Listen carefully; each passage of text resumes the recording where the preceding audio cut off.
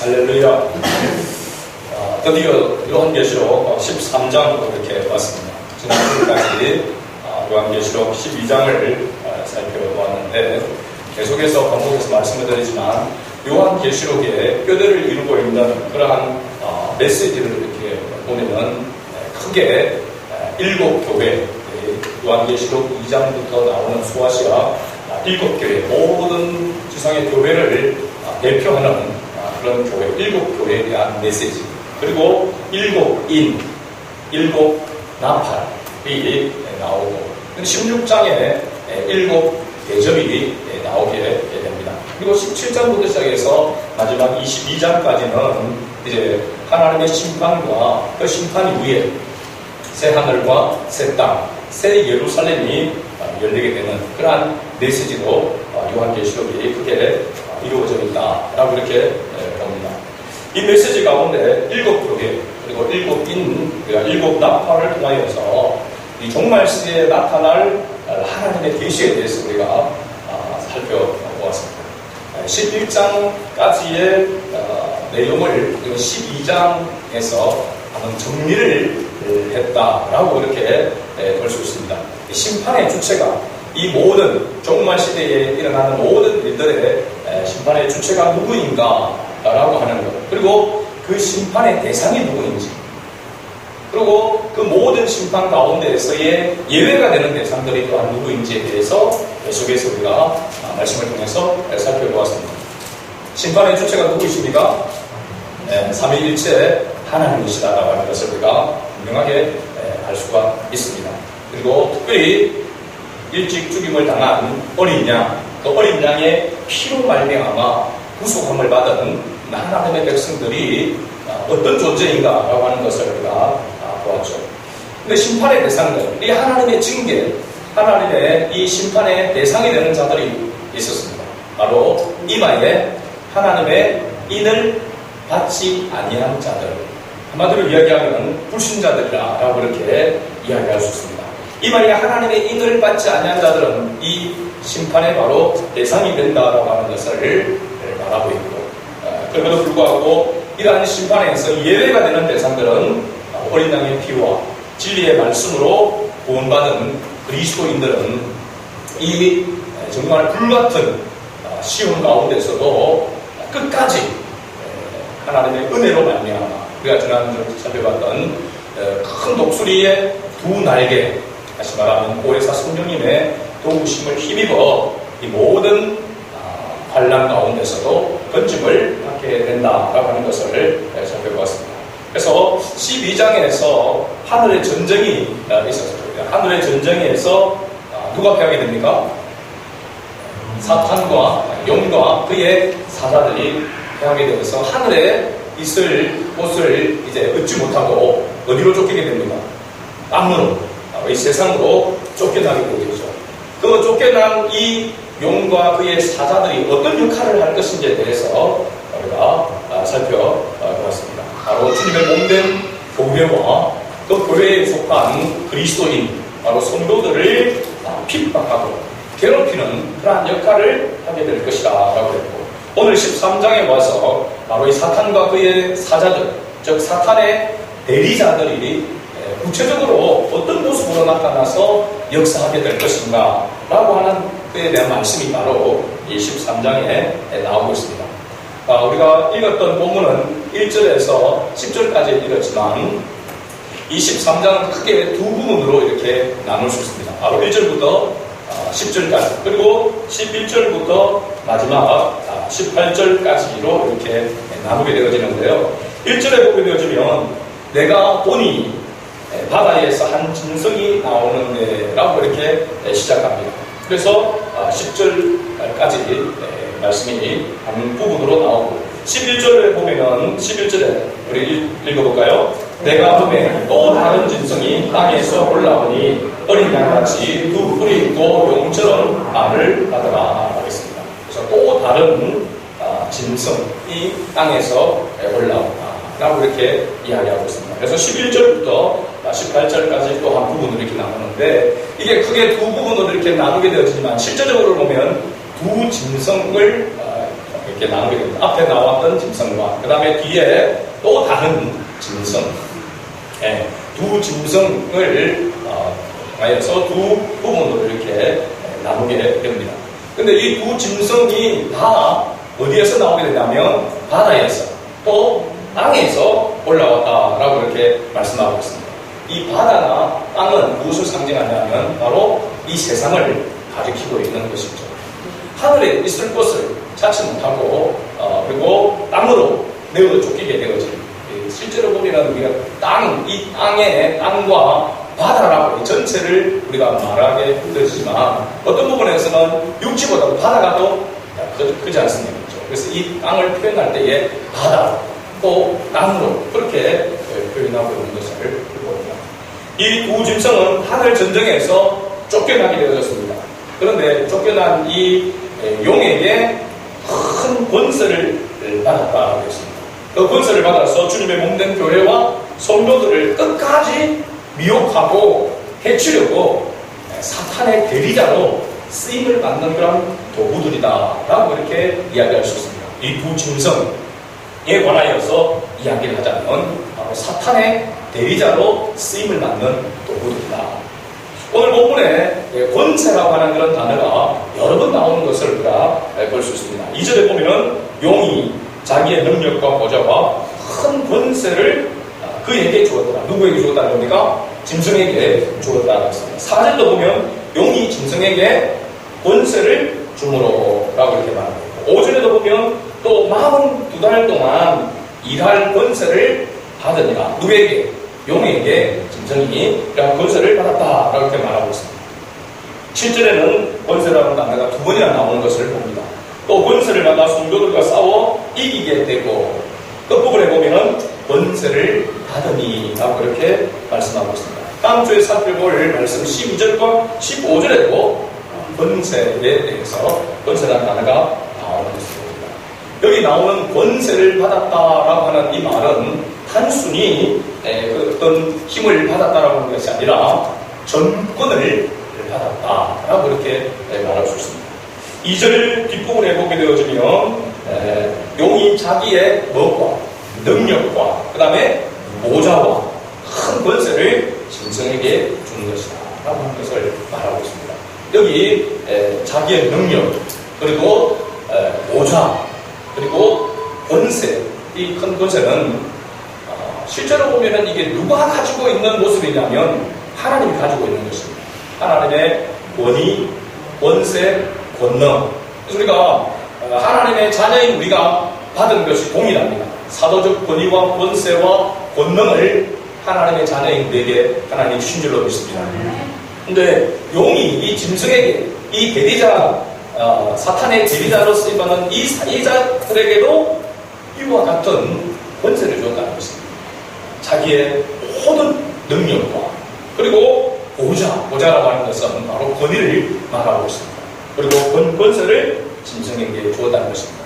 이런 권위와 권세와 권능을 받아서 이 땅에 내려와 서 있는 이 짐승이 얼마나 대단한 그런 위용을 가지고 있는지에 대해서 우리가 생각해 볼 수 있습니다. 어떻게 보면은 생사박탈권을 쥐고 있는 강력한 그런 절대적인 권력, 그런 권세를 가지고 있는 그런 짐승의 모습을 볼 수가 있습니다. 그 다음에 우리가 살펴볼 때 이 짐승의 모양이 어떻는지에 대해서 구체적으로 1절에 보니까 내가 본 이 바다에서 한 짐승이 나오는데 뿔이 열이요 머리가 7이라 그 뿔에는 10왕관이 있고 그 머리들에는 신성모독하는 이름들이 있더라 그랬습니다. 신성모독이라고 하는 점을 가지고 있으니까 이 짐승이 사탄의 바로 대리자라고 하는 것을 알 수 있습니다. 그죠? 용에게 권세를 받은 그런 짐승이라고 하는 것을 알 수 있죠. 우리가 지난 12장에서 살펴볼 때에 12장 2절에 보면 이미 이 짐승, 이 용에게 대해서 이야기를 하고 있습니다. 2절에 보면 12장 2절에 보면 하늘에 또 다른 이적이 보이니 보라 한 큰 붉은 용이 있어 머리가 7이요 뿔이 10이더라 그 머리에 7 왕관이 있는데 라고 이렇게 말하고 있죠. 그래서 이 용이 가지고 있는 그 모습, 그죠? 사탄이 가지고 있는 그 모습이 바로 이 짐승에게도 그대로 가지고 있다라고 하는 것을 알 수 있습니다. 그래서 용과 용의 권세를 받은 이 짐승의 모습이 용의 모습과 사탄의 모습과 아주 비슷한 그런 모습으로 등장하고 있다라고 하는 것을 알 수가 있는 것이죠. 그리고 2절에 보면 좀 더 구체적으로 이 짐승의 모습을 말하고 있는데 무엇과 비슷하다고 했습니다. 표범과 비슷하고 그 발은 곰의 발 같고 그 입은 사자의 입 같다라고 이렇게 말하고 있습니다. 상징적인 모습을 이야기하고 있죠. 표범이 아니라 표범과 뭐하고 비슷하고, 발은 곰이 아니라 곰의 발 같고.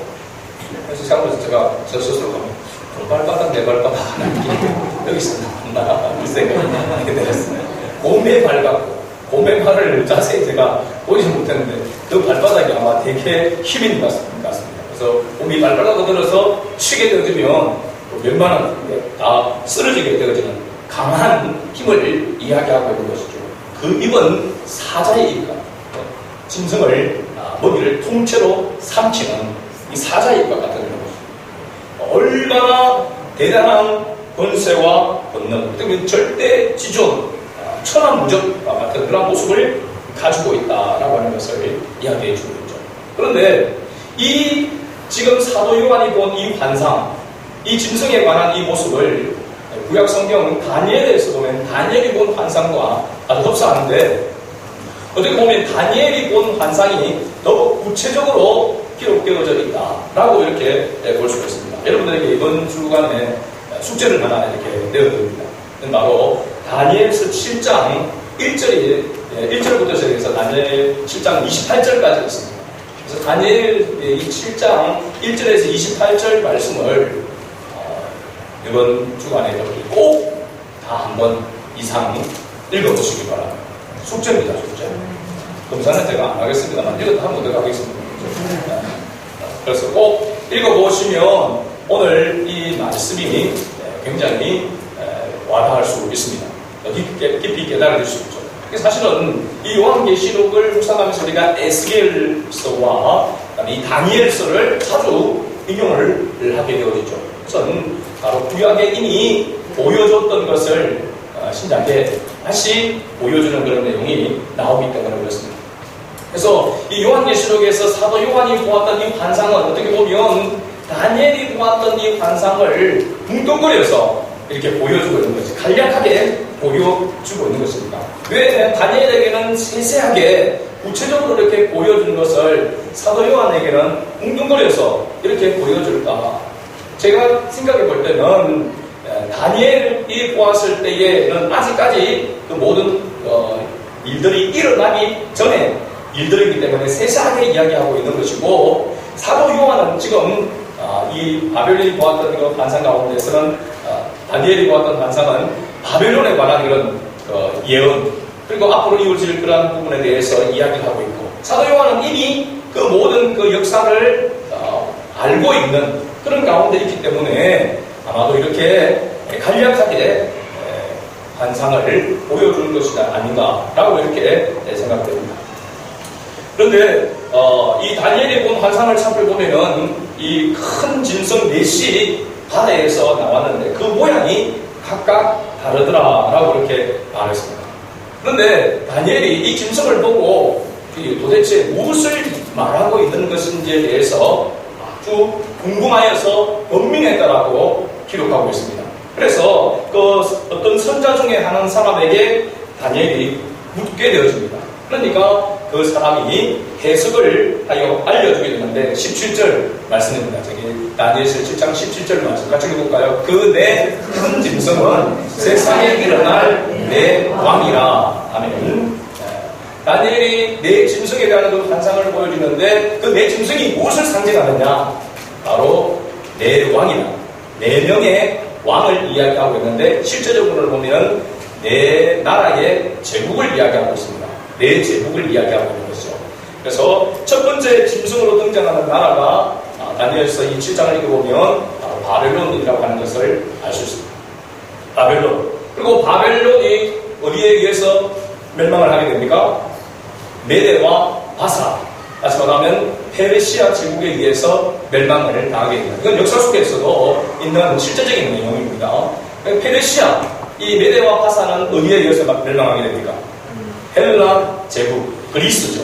그리스 제국에 의해서 멸망을 당하게 됩니다. 그리고 네 번째가 바로 이 그리스 제국, 헬라 제국을 무너뜨리는 제국이 바로 로마 제국입니다. 그래서 사도 요한은 지금 어느 시대 속에 있습니까?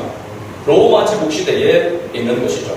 그 로마 제국 시대에 대한 이 부분에 대해서 이 넷째 짐승, 네 짐승 가운데서 특별히 이 네 번째 짐승에 대해서 다니엘이 이야기하기를, 다니엘이 보았을 때도 앞에 나오는 세 짐승과는 비교가 안 될 정도로 다른 그런 모습을 가지고 있다라고 얘기했습니다. 그래서 다니엘서 7장 7절 말씀에 보면 이렇게 기록하고 있습니다. 같이 읽어봅니다. 내가 밤 환상 가운데에 그 다음에 본 넷째 짐승은 무섭고 놀라우며 또 매우 강하며 또 새로 된 큰 이가 있어서 먹고 부스거리고 그 나머지를 발로 밟으며 이 짐승은 전에 모든 짐승과 다르고 또 열물이 있더라. 아멘. 네 번째 일어날 제국, 이 제국은 앞에 일어났던 제국과는 비교가 안 될 정도로 아주 강력했다는 것입니다. 너무 강력해서 다니엘이 보고 무섭고 놀라다라고 이렇게 표현을 하고 있죠. 그 이유가 왜 이렇게 강력하고 무서울 정도로 이런 강한 제국인가? 그건 뭐냐면 그 제국이 가지고 있는 특징이 있습니다. 로마 제국이죠.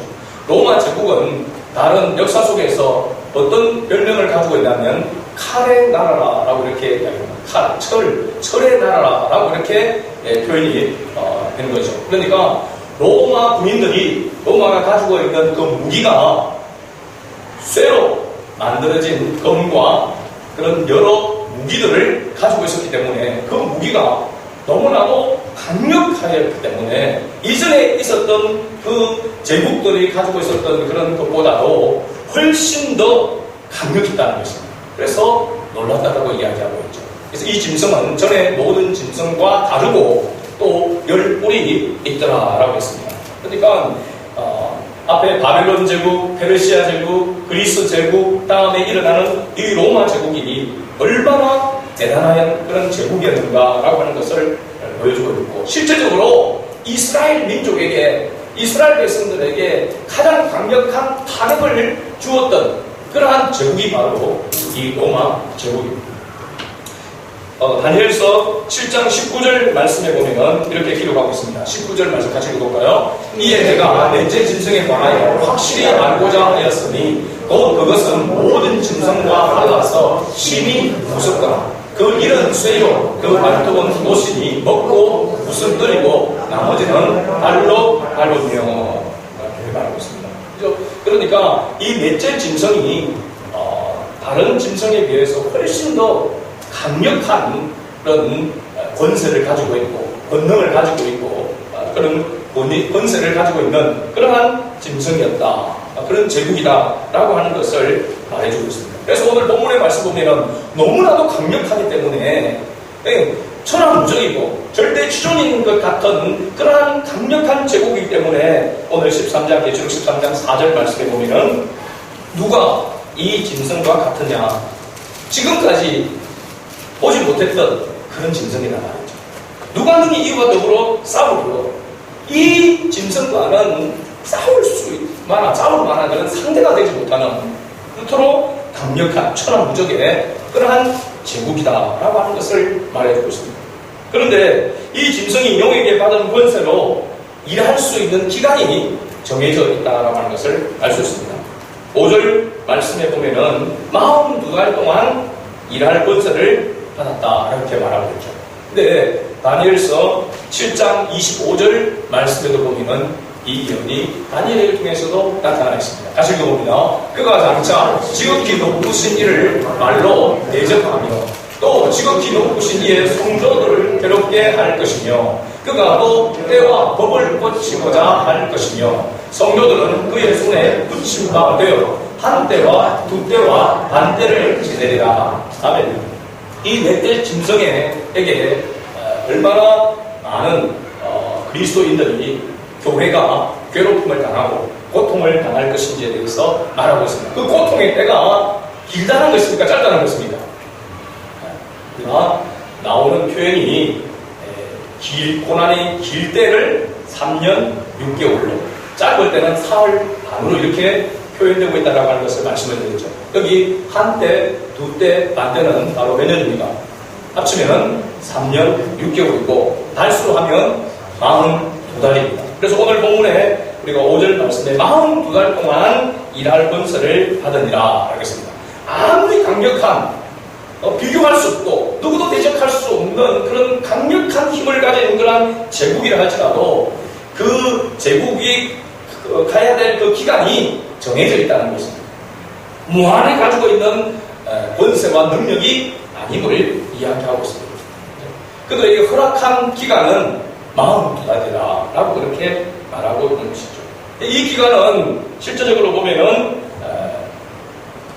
고난 우리가 지내고 있는 이 종말 시대를 이야기한다라고 이렇게 말할 수 있죠.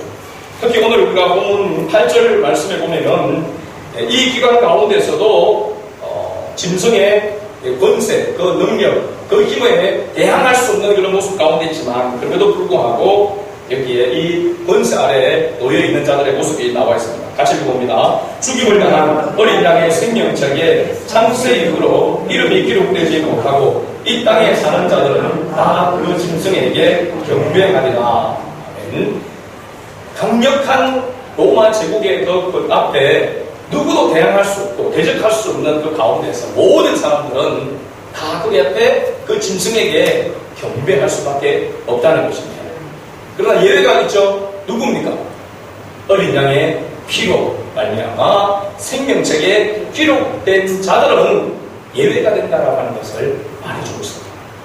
그래서 9절 말씀에 누구든지 귀가 있거든 들을지어다. 10절 말씀을 다시 한번 읽어볼까요? 사로잡힐 자는 사로잡힐 것이요 칼에 죽을 자는 마땅히 칼에 죽을 것이니 성도들의 인내와 믿음이 여기 있느니라. 아멘.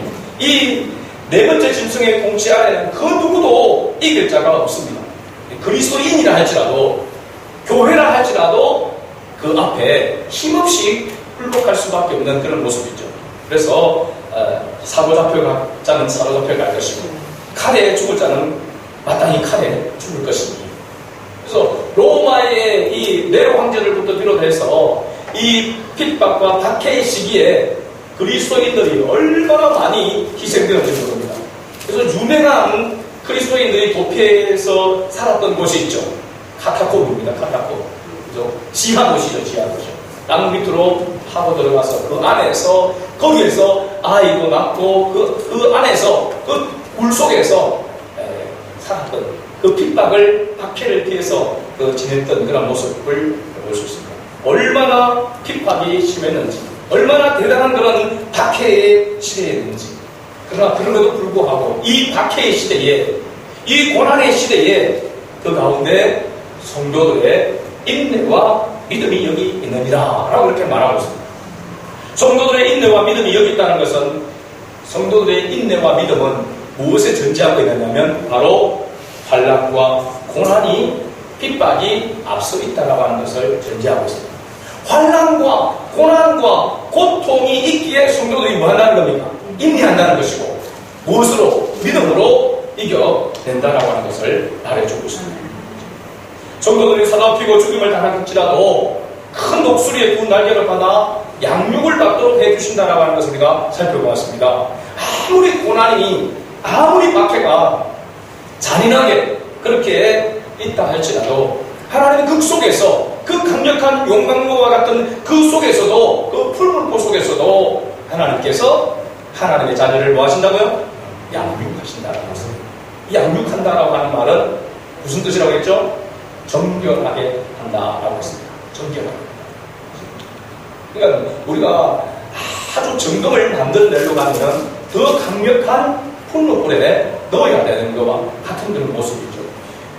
그래서 진짜 이 박해 시대에, 이 환난 시대에 정금 같은 그런 믿음의 소유자들이 나와서 있었기 때문에 이 박해 시대가 끝나고 난 다음에 여러분 기독교 복음이 얼마나 힘있게 온 세계를 향하여서 뻗쳐 나가는지 모릅니다.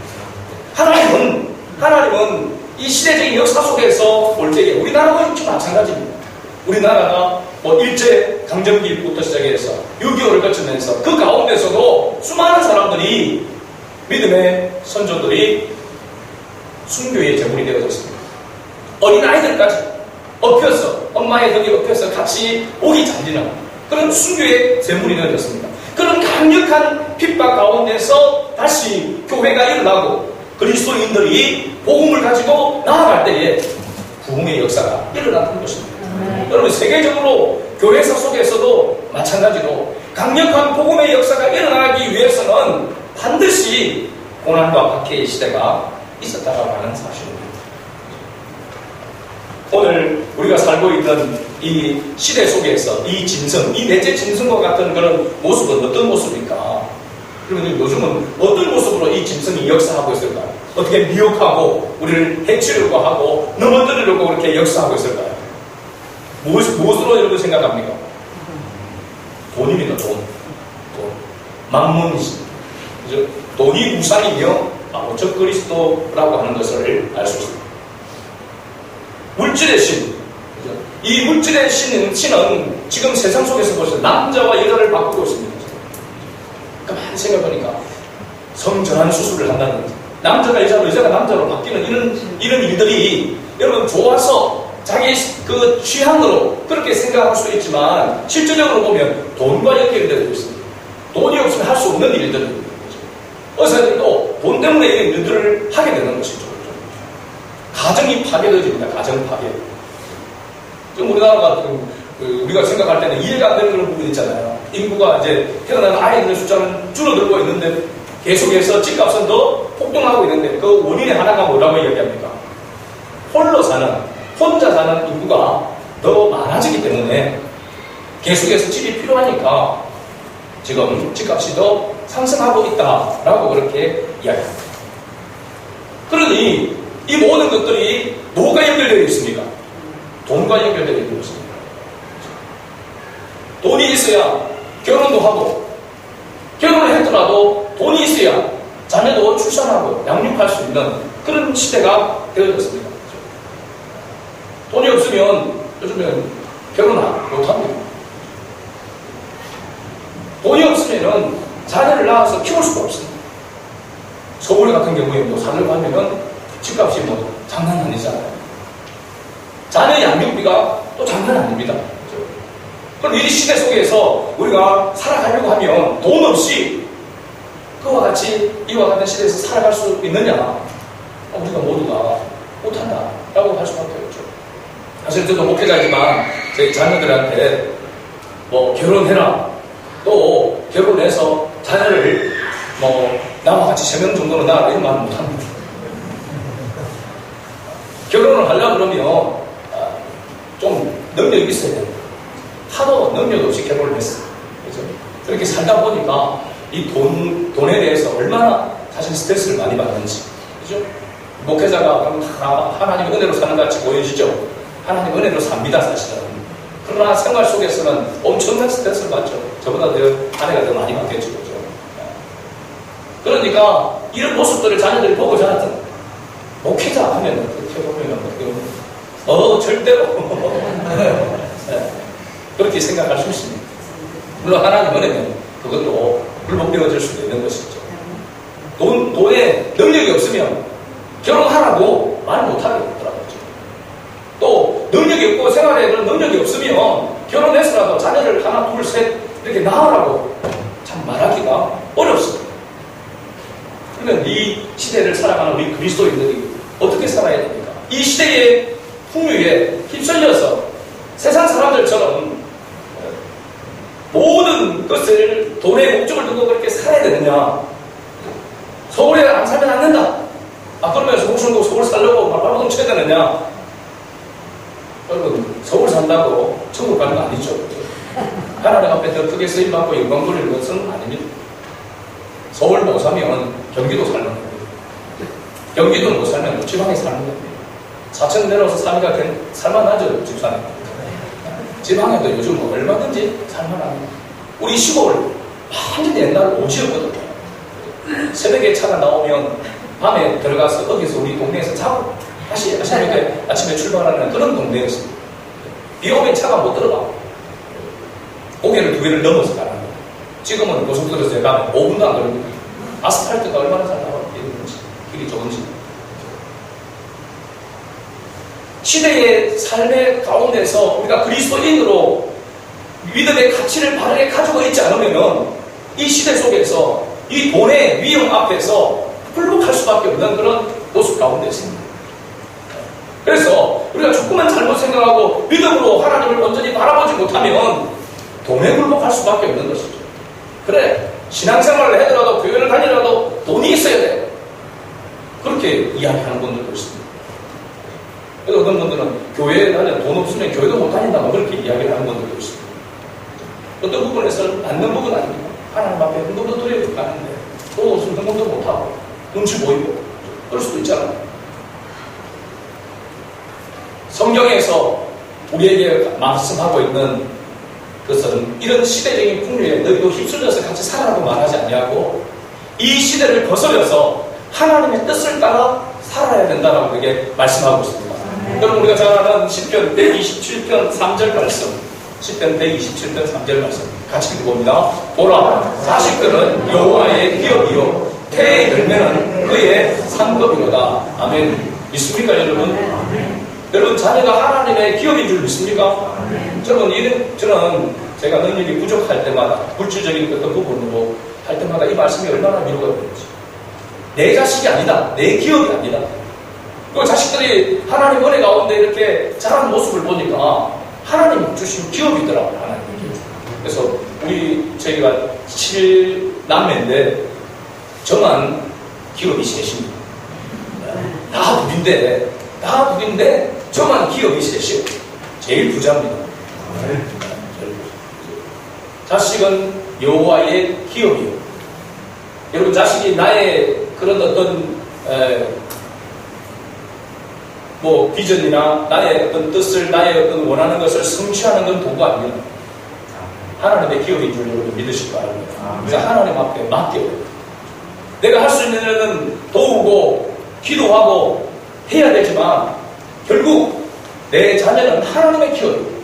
하나님께서 책임져 주실 것이라고 하는 그런 믿음을 가지고 던져 놓을 수 있는 그런 믿음이 있어야 될 줄 믿습니다. 태의 열매는 그의 상급이라고 했습니다.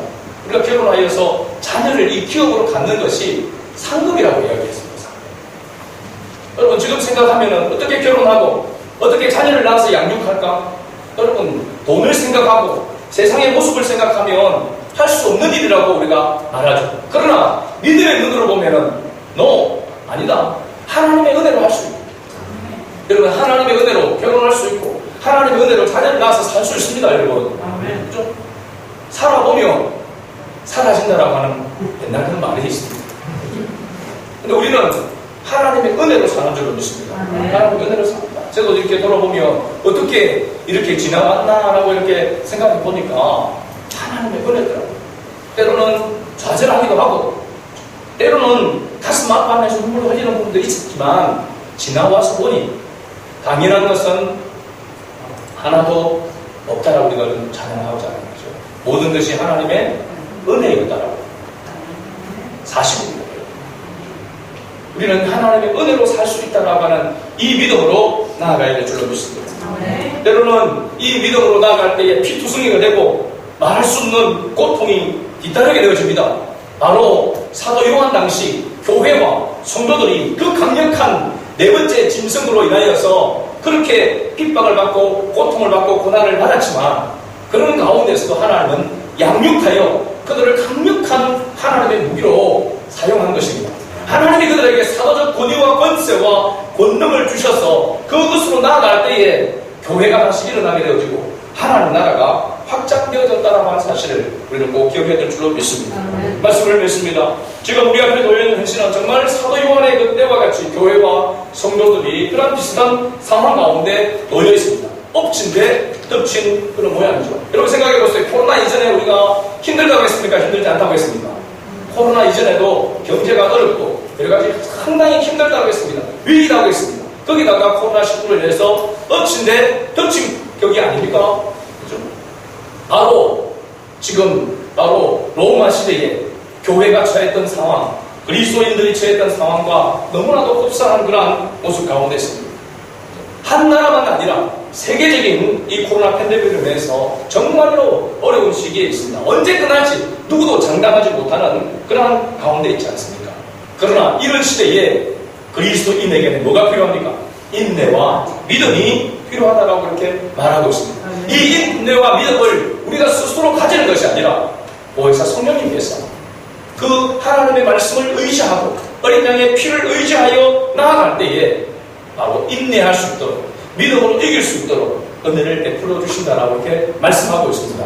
그래서 이 어려운 시대지만 하나님은 반드시 우리 그리스도인들을 이 인내와 믿음으로 이기게 해주실 것입니다. 그래서 믿음으로 인내하고 나아가면 하나님께서 이전보다도 더 정금 같은 그런 믿음으로 세우셔서 하나님이 바로 하나님 나라 확장을 위하여 세계 보호마를 위해서 하나님께서 그렇게 쓰실 것이라고 확신합니다. 귀를 열고 주님의 말씀에 귀를 기울이고 내 뜻과 내 생각과 세상에 돌아가는 그런 풍조에 휩쓸리지 아니하고 주님의 말씀을 붙들고 믿음으로 살아가는 우리 이승환의 가족들이 될 수 있게 주의 이름으로 축복합니다. 아멘.